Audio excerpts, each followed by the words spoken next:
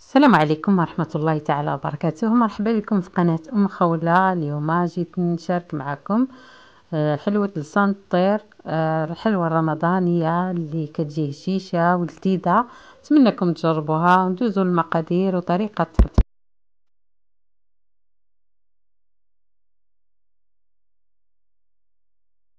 بالنسبة لمقادير هذه الوصفة غادي نحتاجو 3 ديال الكيسان تاع الدقيق، معلقة مع مراس نتاع خميره نتاع الحلوى، معلقه زبده، صفار بيضه، كاين معلقه ونص نتاع النافع وحبه حلاوه والقرفه مطحونين، كاين 2 معالق زيت، معلقه نتاع الخل، كاين 2 معالق نتاع ما زهر والحليب باش نجمعوا الخليط ديالنا، شويه د الملحه ومعلقه نتاع السكر. بسم الله على بركه الله. كناخذوا الدقيق كنزيدوا عليه الملحه وشويه ديال السكر، كاين معلقه نتاع النافع وحبه حلاوه والبسباس، كاين الزبده، 2 معالق نتاع الزيت. كنخدموا العناصر ديالنا كنبسوا الخليط مزيان.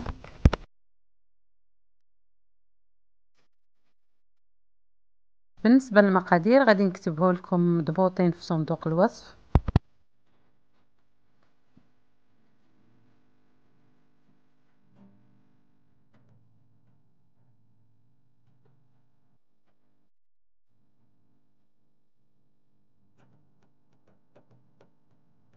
من بعد ما خدمنا النواشف مزيان كنزيدوا عليهم صفار ديال البيضه، كاين معلقه مع مراش نتاع خميره نتاع الحلوى، معلقه صغيره، كاين 2 معالق كبار نتاع ما زهر ومعلقه نتاع الخل، وكنجمعوا بالحليب.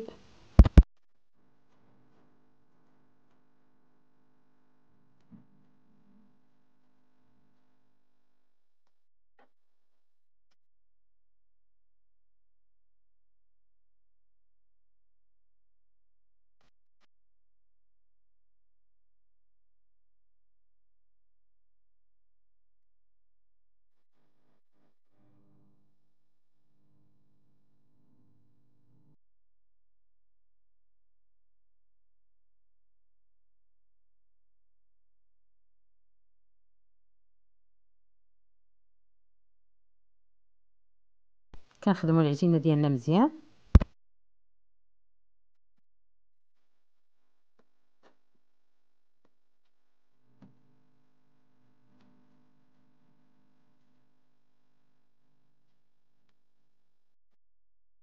كنشكل العجينه على شكل كويرات صغار، كنغطيو الكويرات ببلاستيك كنخليهم كيرتاحوا. كناخذوا العجينه وكنطلقوها بشويه ديال الزيت، ومن بعد كنستعمل الدلاك خاصها تكون رقيقه.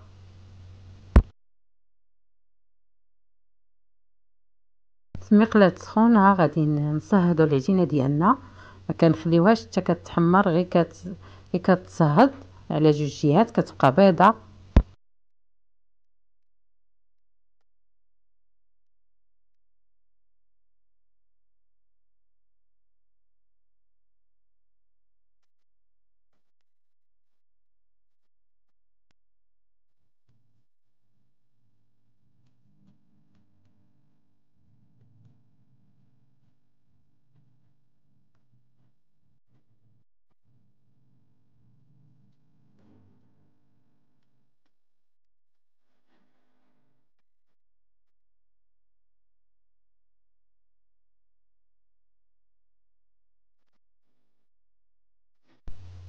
كناخذوا 2 وكنلقيوهم بالماء وشويه ديال الدقيق بهذه الطريقه اللي كتشوفوا.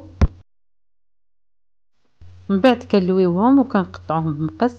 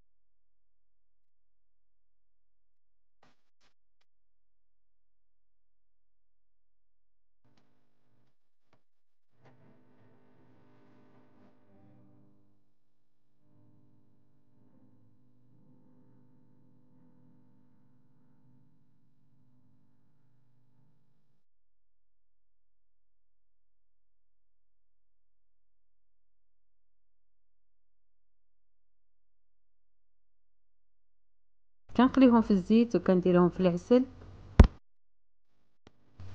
هذه هي الوصفه نتاع اليوم، نتمنى تنال الاعجاب ديالكم، ما تبخلوش عليا باللايكات والبارطاج.